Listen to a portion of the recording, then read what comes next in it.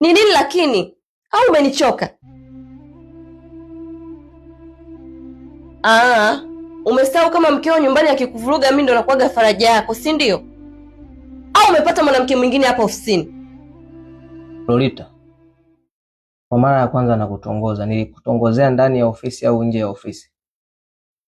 Nje ya ofisi. Sasa unatakiwa uelewe mipaka yako. Hii ni ofisi, sio sehemu ya kuonyeshana mahaba. Unanielewa vizuri? Sehemu ya mahaba, sehemu ya ofisi. Napokuwa ofisini hapa, mimi sio bebi wako.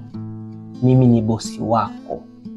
Na kuanzia leo ukiingia ofisini kwangu, usiniite baby, niite bosi. Unaelewana?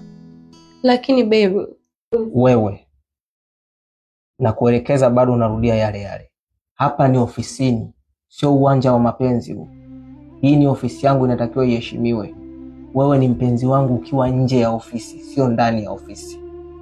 Unaelewana? Na kwa utovu wa nidhamu uliouonyesha na kusimamisha kazi kwa muda usiojulikana. Lakini naomba unisamehe boss, haitojirudia tena. Na kupunguzia adhabu na kusimamisha kazi kwa mwezi mzima, lakini na mshahara nitakukata nusu mshahara.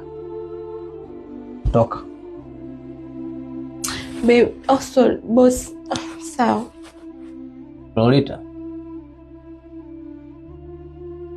baada ya masaa ya kazi nipigie ili tujue tunakutana wapi, tujadili kama tunaendelea na mahusiano au mahusiano yameisha.